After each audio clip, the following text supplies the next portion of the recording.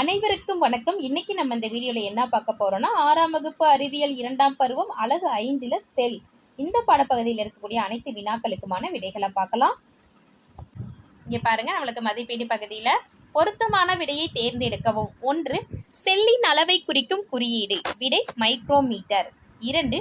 நுண்ணோக்கியால் பிரியா செல்லை பார்க்கும்போது அச்செல்லில் செல் சுவரும் நியூக்ளியஸும் இருக்கிறது. பிரியா பார்த்த செல். இதற்கான விடை தாவர செல். தாவர செல்ல தான் செல் சுவர் இருக்கு. செல் சுவரும் நியூக்ளியஸும் இருக்கும். அடுத்து பாருங்க, யூகேரியோட்டின் கட்டுப்பாட்டு மையம் எனப்படுவது. விடை நியூக்ளியஸ். கீழே உள்ளவற்றில் எது ஒரு செல் உயிரினம் அல்ல? இதற்கான விடை ஸ்பைரோகைரா.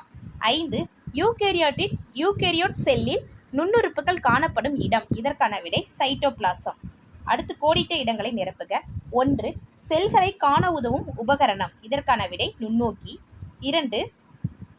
நான் செல்லில் உணவு உற்பத்தியை மேற்கொள்கிறேன். நான் யார்? இதற்கான விடை பசுங்கணிகம். நான் ஒரு காவல்காரன். நான் செல்லினுள்ளேயும் வெளியேயும் அனுமதியின்றி யாரையும் விடமாட்டேன். நான் யார்? அப்படின்னா செல் சுவர்.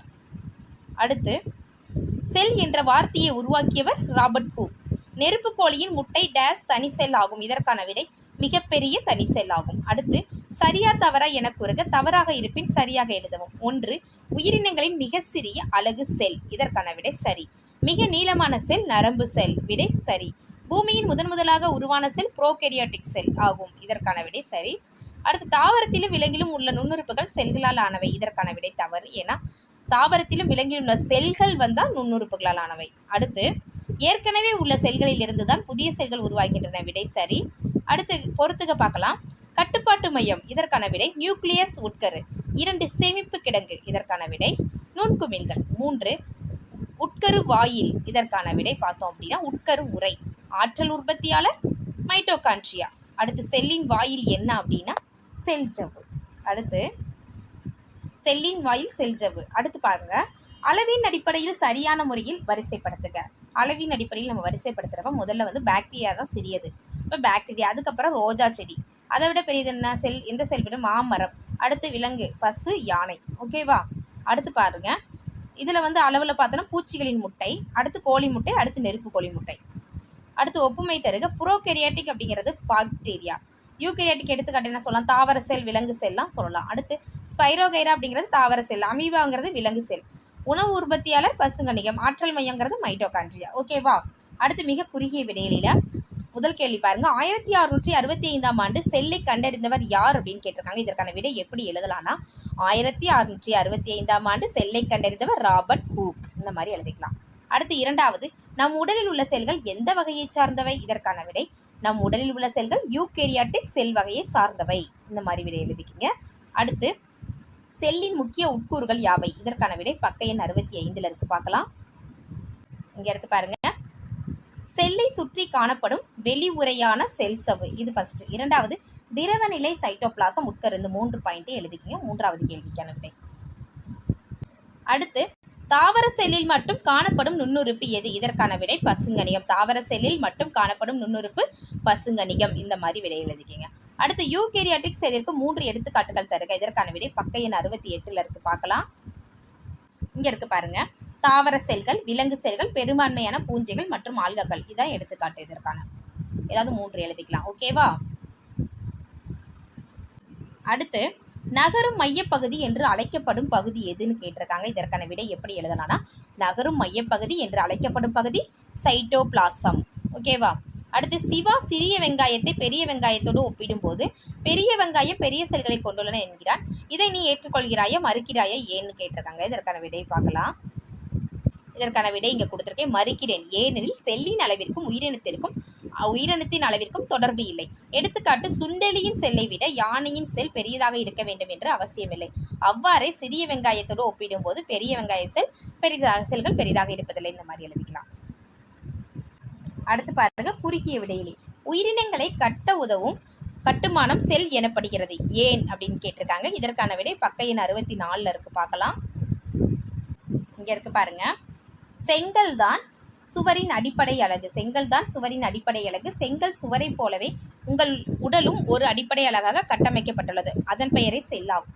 உயிரினங்களின் அடிப்படை அமைப்பு மற்றும் செயல் அலகு செல்லாகும். இதை எழுதிக்கிங்க. முதல் கேள்விக்கான விடை. அடுத்து இரண்டாவது கேள்வி, பின்வரும் தாவர செல்லில் ஏதேனும், இதோட தொடர்ச்சி இங்க இருக்கு பாருங்க, ஏதேனும் 4 பாகங்களை குறின்னு கேட்டிருக்காங்க. இங்க வந்து தாவர செல் கொடுத்துட்டாங்க. இதோட பாகங்கள் ஏதேனும் 4 பாகங்கள் நீங்க குறிச்சா போதும். பக்க எண் 69 இருக்கு, பார்க்கலாம். இங்க பாருங்க, பக்க எண் 69 பாத்தீங்க அப்படின்னா தாவர செல்லோட படம் இருக்கும். இதுல வந்து என்ன, கோல்கை உடலங்கள் கொடுத்துருக்காங்க. இங்க பார்ட்ஸ் பாருங்க, கோல்கை உடலங்கள், இது மஞ்சள் கலர்ல இருக்கு பாருங்க, இதான் கோல்கை உடலங்கள். இங்க இருக்கிறது பசுங்கணிகம், இங்கே கிரீன் கலர்ல பச்சை கலர்ல இருக்குல்ல, இதான் பசுங்கணிகம். அடுத்து பார்த்தோன்னா உட்கரு, உட்கருங்கிறது இங்க வயலட் கலர்ல இங்க இருக்கு பாருங்க மையத்துல உட்கரு, அதுக்குள்ள இருக்கிறது நியூக்ளியோலஸ், உட்கரு மணிங்கிறது இருக்கும். அடுத்து எண்டோபிளாச வலைப்பின்னல், இங்க வலைப்பின்னல் மாதிரி இருக்குல்ல, இதுதான் எண்டோபிளாச வலைப்பின்னல். அடுத்து செல் சுவர், இந்த அவுட் சைட்ல வெளி பகுதியில் இருக்கிறதா செல் சுவர். அடுத்து மைட்டோகாண்ட்ரியா அப்படிங்கிறது இந்த சிவப்பு நிறத்துல இருக்கிறதா மைட்டோகாண்ட்ரியா. இந்த மாதிரி பார்ட்ஸ் வந்து நம்மளுக்கு கொடுத்துருக்காங்க. நீங்க ஏதாவது இதுல 4 தான் மொழி வந்து குறிக்க சொல்லியிருக்காங்க, பார்த்துக்கோங்க. ஓகேவா? அடுத்து பாருங்க, ப்ரோகேரியாட்டிக் யூகேரியாட்டிக் செல்கள் வேறுபடுத்துகன்னு இருக்கு. இதற்கான விடை பக்க எண் 68 இருக்கு, பார்க்கலாம். இங்க இருக்கு பாருங்க, ப்ரோகேரியாட்டிக் மற்றும் யூகேரியாட்டிக் செல்களுக்கு இடையே உள்ள வேறுபாடுகள் இந்த மாதிரி அட்டவணை போட்டு எழுதிக்கலாம். ப்ரோகேரியாட்டிக் செல் கீழே என்ன எழுதுவீங்க, 1 முதல் 2 மைக்ரான் விட்டம் கொண்டவை. அடுத்து செல் நுண்ணுறுப்புகளை சுற்றி சவ்வு காணப்படுவதில்லை. தெளிவற்ற உட்கரு கொண்டவை, நியூக்ளியோலஸ் காணப்படுவதில்லை. இது வந்து ப்ரோகேரியாட்டிக் செல் கீழே எழுதிக்கிங்க. யூகேரியாட்டிக் செல்க்கு வந்து 10 முதல் 100 மைக்ரான் விட்டம் கொண்டவை. செல் நுண்ணுறுப்புகளை சுற்றி சவ்வு காணப்படுகின்றது. தெளிவான உட்கரு கொண்டவை, நியூக்ளியோலஸ் மட்டும் காணப்படும். இந்த பாயிண்ட்ஸ் அப்படி எழுதிக்கிங்க. இது 3வது கேள்விக்கான விடை. அடுத்து பாருங்க, நுண்ணோக்கியில் நீ கண்ட தாவர செல் மற்றும் விலங்கு செல்லின் படம் வரைகின்றிருக்கு. இதற்கான விடை பக்க எண் 69 இருக்கு. இங்க பாருங்க, பக்க எண் 69 எடுத்துக்கிட்டீங்க அப்படின்னா இங்க வந்து நம்மளுக்கு தாவர செல் விலங்கு செல் படம் வந்து கொடுத்துருக்காங்க.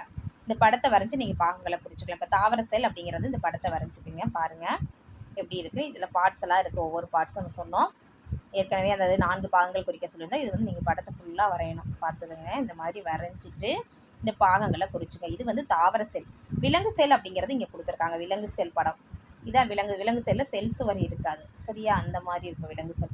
இதுல வந்து பாகங்கள் பாருங்க, மைட்டோகாண்ட்ரியா, இங்க சென்ட்ரியோல் அப்படிங்கிறது இருக்கும். இந்த மாதிரி கோல்கை உடலங்கள் இருக்கும். எண்டோபிளாச வந்து சொரசொரப்பான எண்டோபிளாச வலை.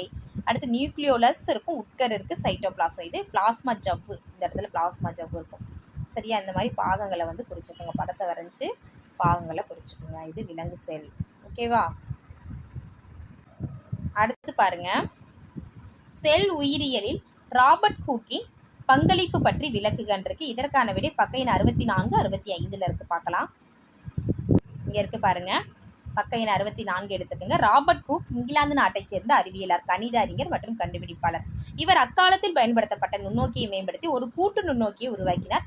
நுண்ணோக்கியின் அருகில் வைக்கப்பட்டுள்ள விளக்கில் இருந்து வரும், இதன் தொடர்ச்சி இங்க எழுதிக்கிங்க, விளக்கில் இருந்து வரும் ஒளியை நீர் லென்ஸ் கொண்டு குவிய செய்து நுண்ணோக்கியின் கீழ் வைக்கப்பட்டுள்ள பொருளிற்கு ஒளியூட்டினர். அதன் மூலம் அப்பொருளின் நுண்ணிய பகுதிகளை நுண்ணோக்கியின் மூலம் தெளிவாக காண முடிந்தது. ஒரு முறை மரத்தக்கையை இந்த நுண்ணோக்கினை கொண்டு கண்டபோது அதில் ஒரு சிறிய ஒரே மாதிரியான அறைகளை கண்டார். அது அவருக்கு ஆச்சரியம் அளிக்கவே வண்ணத்து பூச்சியின் இறகுகள், தேனீக்களின் கண்கள் என பலவற்றையும் நுண்ணோக்கினை கொண்டு ஆராய்ந்தார், சரியா? இதை எழுதிட்டு அதன் அடிப்படையில் 1665ஆம் ஆண்டு மைக்ரோகிராஃபியா என்ற தனது நூலினை வெளியிட்டார். அதில் முதலில் செல் என்ற சொல்லினை பயன்படுத்தி திசுக்களின் அமைப்பினை விளக்கினார். லத்தீன் மொழியில் செல்லுலா என்பதற்கு சிறிய அறை என்று பொருளாகும். இது வரல எழுதிக்கலாம், 5வது கேள்விக்கான விடை. அடுத்து பாருங்க, விரிவான விடையில எவையேனும் 5 செல் நுண்ணுறுப்புகளையும் அதன் பணிகளையும் அட்டவணைப்படுத்துகன்னு கேட்டிருக்காங்க. இதற்கான விடை பக்க எண் 70 இருக்கு, இங்கேயே இருக்கு பாருங்க. பக்க எண் 70 பார்த்தீங்க அப்படின்னா இங்க இருக்கு, செல்லின் நுண்ணுறுப்புகள் ஏதாவது 5 தான் கேட்டிருக்காங்க, அதன் பணிகள். இதுல வந்து நம்மளுக்கு எத்தனை செல்லுன்னா டோட்டலாக பார்த்தோம் அப்படின்னா 8 கேட்டிருக்காங்க, சரியா? 8 செல் சுவர், செல் ஜவ்வு, அதோட முக்கிய இதெல்லாம் ஒரு செல்லின் பாகம் வந்து கொடுத்துட்டாங்க. முக்கிய பணிகள், சிறப்பு பெயர், இதெல்லாம் அப்படியே அட்டவணை மாதிரி எழுதிக்கிங்க. செல் சுவர், செல் ஜவ்வு, சைட்டோபிளாசம், மைட்டோகாண்ட்ரியா, பசுங்கணியம், நுண்குமிழ்கள், உட்கரு, நியூக்ளியஸ், உட்கரு உரை, நியூக்ளியஸ் உரை 8 கொடுத்துருக்காங்க. இதில் ஏதாவது 5ஓட பணிகள் எழுதிக்கிங்க. செல்லின் பாகம் எழுதிட்டு முக்கிய பணிகள், ஒரு சிறப்பு பெயரை சேர்த்து கூட நீங்கள் எழுதிக்கலாம், சரியா? பார்த்துக்குங்க. இது வந்து முதல் கேள்விக்கான விடை. அடுத்து பாருங்க, 2வது கேள்வி பார்க்கலாமா? ப்ரோகேரியாட்டிக் செல்லின் படம் வரைந்து பாகங்களை குறியின்றிருக்கு. இதற்கான விடை பக்க எண் 67 இருக்கு, பார்க்கலாம். பக்க எண் 67 எடுத்துக்கோங்க. 67 பார்த்தீங்கன்னா ப்ரோகேரியாட்டிக் செல் இங்கே இருக்கு பாருங்க, ப்ரோகேரியாட்டிக் செல். இந்த ப்ரோகேரியாட்டிக் செல்கள் தலைப்பு இருக்கும், அது கீழே பார்த்தீங்கன்னா படம் இருக்குங்க. எக்ஸசரியா கோலை அதோட அமைப்பு வந்து நம்மளுக்கு வந்து படமாக கொடுத்துருக்காங்க. அந்த படத்தை வரைஞ்சி நீங்கள் பாகங்களை குறிச்சிக்க. என்ன பாகம் இருக்குது இங்கே பாருங்கள், வெளிச்சவ்வு இருக்குது இந்த இடத்துல பாருங்கள். இது வந்து வெளிச்சவ்வு. அடுத்து உட்சவ்வு, அதுக்கு உள்பகுதியில் இருக்கிறது உட்சவ்வு. இது வந்து கசையிலை, இங்கே இருக்க பாருங்கள், இது வந்து கசையிலை. அடுத்து நியூக்ளியாய்டு உள்ளே இருக்கிறது. இந்த படத்தை வரைஞ்சி நீங்கள் பாகங்களை வந்து குறிச்சிக்குங்க. சரியா? இந்த மாதிரி தலைப்பு எழுதிக்க. ப்ரோகேரியாட்டிக் செல் அமைப்பில் போட்டு எக்ஸசரியா கோலையும் தலைப்பு எழுதிட்டு அந்த படத்தை வரைஞ்சி பாகங்களை குறிச்சிக்கணும். ஓகே, இந்த வீடியோ உங்களுக்கு பயனுள்ளதாக இருந்துச்சுன்னா நம்ம சேனலை சப்ஸ்கிரைப் பண்ணுங்கள், லைக் பண்ணுங்கள், ஷேர் பண்ணுங்கள். Thank you to all.